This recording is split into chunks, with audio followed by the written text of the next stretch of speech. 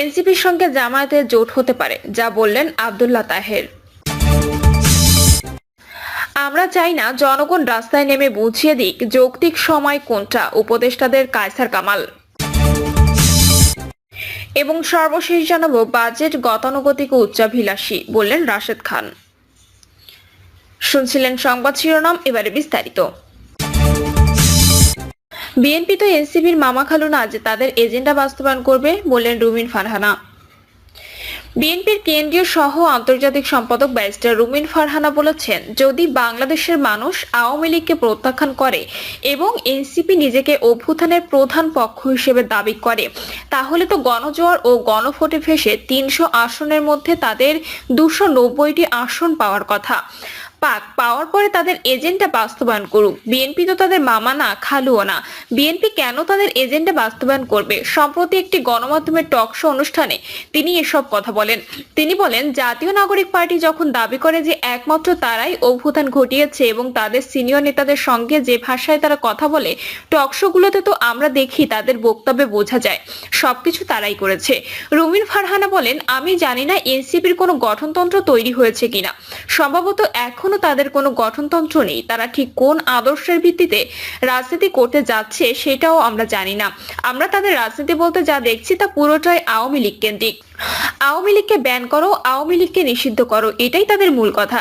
এর বাইরে তারা মানুষকে কি দেবে, কি ডেলিভার করবে আমরা জানি না। তিনি আরো বলেন, তাদের দুটি প্রধান দাবি, একটা হচ্ছে আওয়ামী লীগকে নিষিদ্ধ করা, আরেকটা হচ্ছে বিএনপিকে দিয়ে সব সংস্কার করানো। মানে তারা যা বলবে, মামাবাড়ির যত আবদার আছে বিএনপিকে দিয়ে সব মানাতে হবে। এখনো পর্যন্ত এনসিপির মূলত এই দুটি দাবি আমরা দেখেছি। তো প্রশ্ন হলো, তাদের গঠনতন্ত্র কি, আদর্শ কি, তারা কি করতে চায়, মানুষকে কি দেবে তারা যদি আগামীতে রাষ্ট্র ক্ষমতায় আসে? বিএনপির এই নেত্রী আরো বলেন, প্রতিটা দল নির্বাচনে যা জেতার জন্য, হারার জন্য কিন্তু কেউ নির্বাচনে যায় না। ফলে প্রতিটা দলের একটা পরিকল্পনা থাকতে হবে। আমরা ক্ষমতায় গেলে কি করব তেমন কিছু একটা কিন্তু আমরা এনসিপির কাছ থেকে পাইনি। সুতরাং এনসিপি যতই নিজেকে মধ্যপন্থা বলুক, আমি এটা বুঝতে পারি না। এনসিপির সঙ্গে জামায়াতের জোট হতে পারে, যা বললেন আব্দুল্লাহ তাহের। জামায়াতে ইসলামীর নায়েবে আমির ডক্টর সৈয়দ আব্দুল্লাহ মোহাম্মদ তাহের বলেছেন, আমরা 4টি বিষয় কনফিডেন্ট, স্বাধীনতার সার্বভৌমত্ব, টেকসই গণতন্ত্র, স্বচ্ছ ও সুষ্ঠু নির্বাচন ও দুর্নীতিমুক্ত বাংলাদেশ। এই 4টি বিষয়ে যারা ঐক্যমত্য পোষণ করবে তাদের সবার সঙ্গে সমঝোতা হতে পারে। এনসিপির সঙ্গে জামায়াতের ঐক্য হতে পারে কিনা এমন প্রশ্নের জবাবে বিশেষ সাক্ষাৎকারে এ মন্তব্য করেন ডক্টর তাহের। জামায়াতের নায়েবে আমির বলেন, এই 4টি পয়েন্টে কোনো দলের দ্বিমত পোষণ করার কোনো সুযোগ আছে বলে আমি মনে করি না। জামায়াতে ইসলামী বৃহৎ আকারে চিন্তা করে, দেশের স্বার্থে বৃহৎ আকারে অনেক কিছু চিন্তা করে। সন্ধ্যায় প্রধান উপদেষ্টার সভাপতিত্ব ঐক্যমত্য কমিশনের সঙ্গে সর্বদলীয় বৈঠক শেষে ডক্টর সৈয়দ আব্দুল্লাহ তাহের বলেন, সব দল প্রধান উপদেষ্টা ডক্টর মোহাম্মদ ইউনূসের প্রতি আস্থার কথা পুনর্ব্যক্ত করেছে। ওনার নেতৃত্বে একটি সফল, সুন্দর, সুষ্ঠু নির্বাচন হবে এটা চেয়েছি। নির্বাচনের তারিখের বিষয়ে বলেছি, জুন এবং মে মাস আবহাওয়াগতভাবে নির্বাচন অনুষ্ঠানের জন্য উপযোগী নয়। তাহলে মে ও জুন মাস দিলে ডিসেম্বর থেকে এপ্রিল, এর মাঝে একটি রোজা আছে, এর ভেতরেই একটি তারিখ ঘোষণার জন্য প্রধান উপদেষ্টাকে অনুরোধ করেছি। ডিসেম্বর থেকে এপ্রিলের মধ্যে একটি সুবিধামতো সময়ে প্রধান উপদেষ্টার তারিখ দিলেই জনমনে যে শঙ্কা অস্বস্তি আছে তা কেটে যাবে। তিনি বলেন, রাজনৈতিক দলগুলো নির্বাচনী প্রস্তুতির জন্য প্রচারণার মনোযোগী হবে। প্রবাসীদের ভোটে অংশগ্রহণ করার সুযোগ দেওয়ার পাশাপাশি নির্বাচনের লেভেল প্লেইং ফিল্ড অনেক আগে থেকে তৈরি করতে হবে। আমরা চাই না জনগণ রাস্তায় নেমে বুঝিয়ে দিক যৌক্তিক সময় কোনটা, উপদেষ্টাদের কায়সার কামাল।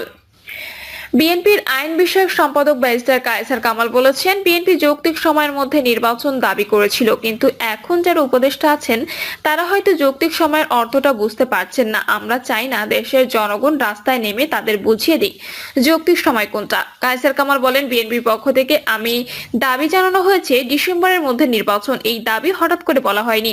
যেদিন প্রফেসর ইউনূস সাহেব শপথ নিয়েছিলেন সেদিনই আমাদের নেতা তারেক রহমান বলেছিলেন, রাজনৈতিকভাবে আমরা তাকে সমর্থন করি, কিন্তু যৌক্তিক সময়ের মধ্যে নির্বাচন দাবি করছি। যৌক্তিক সময়ের অর্থটা এখন যারা উপদেষ্টা আছেন তারা হয়তো বুঝতে পারছেন না। আমরা চাই না দেশের জনগণ রাস্তায় নেমে তাদের বুঝিয়ে দিক যৌক্তিক সময় কোনটা। উপদেষ্টারা নির্বাচন দিতে কেন ভয় পান বা দেরি করেছেন, দেশের মানুষ কিন্তু বুঝতে পারছেন, যোগ করেন তিনি। জাতীয়তাবাদী আইনজীবী ফোরামের এই মহাসচিব আরো বলেন, আইনজীবী সমাজের প্রতি অনুরোধ জানাবো, 2006 সালে জরুরি অবস্থা জারির পর থেকে আমরা আইনজীবী সমাজ বিরামহীনভাবে আইনের শাসন কায়েম করার জন্য দেশনেত্রী খালেদা জিয়ার মুক্তির দাবি, তারেক রহমানের স্বদেশ প্রত্যাবর্তন এবং গণতন্ত্র পুনরুদ্ধার, মানুষের বাক স্বাধীনতা, ভোটাধিকার, সাংবিধানিক অধিকার প্রতিষ্ঠার জন্য আন্দোলন সংগ্রাম করেছি। আপাতত একটু বিরতি নিয়েছি, যদি প্রয়োজন পড়ে এই আইনজীবী সমাজ রাস্তায় নামবো ভোটের দাবিতে, গণতন্ত্র পুনরুদ্ধারের দাবিতে, আইনের শাসন কায়েমের লক্ষ্যে। তিনি আরো বলেন, দেশে যে মব জাস্টিস কালচার তৈরি করা হয়েছে সেজন্য তো হাজার হাজার মায়ের বুক খালি হয়নি। যে বিচারহীনতা সংস্কৃতি দেখতে পাচ্ছি সেজন্য তো আমার ভাই রক্ত দেননি। আমরা চাই এই বাংলাদেশ একটি স্বাধীন, সার্বভৌমত্ব, আত্মনির্ভরশীল বাংলাদেশ হবে, যে বাংলাদেশে আইনের শাসন থাকবে, ন্যায় বিচার থাকবে, সাংবিধানিক অধিকারগুলো প্রত্যেক নাগরিক পাবে।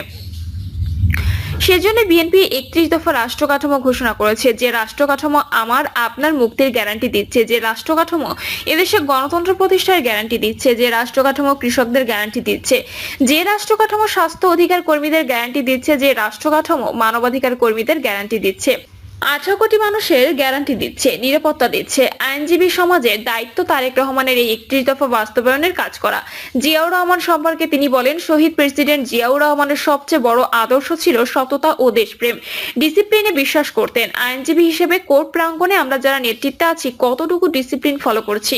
ফ্যাসিস্ট রেজিমের সময় আওয়ামী আইনজীবীরা যেভাবে অত্যাচার চালাতেন আইনজীবীদের ওপর এবং আদালতে হুঙ্কার দিতেন, আজকেও যদি আইনজীবী ফোরামের নেতারা সেই কাজ করেন তাহলে পার্থক্য কোথায়? জিয়াউর রহমানের ডিসিপ্লিন তো সে কথা বলে না। তিনি বলেন, তারেক রহমান বলেছেন, শেখ হাসিনা এই পতনের মাধ্যমে আমাদের অনেক কিছু শিক্ষণীয় আছে। আমরা এমন কোনো কাজ করব না যেন দুদিনে আমাদের পালিয়ে যেতে হয়। জিয়াউর রহমানের কর্মীরা কখনো পালাতে শেখে নাই। আমরা বিএনপির অনেক দুর্যোগ দুর্দিন দেখেছি। 1/11-এর সময় একটা নেতাকর্মীও পালিয়ে যায়নি। তখন দেশনেত্রী বলেছিলেন, এই দেশের মাটিতে মরতে চাই। তিনি দেশ ছেড়ে পালাননি। তিনি নেতাকর্মী ও আইনজীবীদের জিয়ার আদর্শকে ধারণ, নিজেদের মধ্যে সততা ও দেশপ্রেম অনুভব করার কথা বলেন। বাজেট গতানুগতিক ও উচ্চাভিলাষী, বললেন রাশেদ খান।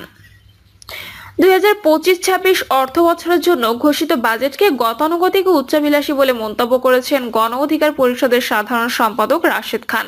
রাশেদ খান বলেন, এবারের বাজেটে দেখলাম 2,26,000 কোটি টাকার ঘাটতি।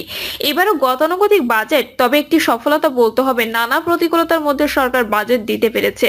যদিও এবারের বাজেটও আওয়ামী লীগ আমলের মতোই উচ্চাভিলাষী, এটি আরো কমানো যেত। তিনি বলেন, সরকার বাজেটে নানা ধরনের লক্ষ্য দিয়েছে, কিছু পণ্যের দাম বাড়বে, আবার কিছু পণ্যের দাম কমবে। একটি ভালো বিষয় হচ্ছে যে বাজেটে জুলাই আগস্টে হতাহতদের পরিবারের জন্য বরাদ্দ রাখা হয়েছে।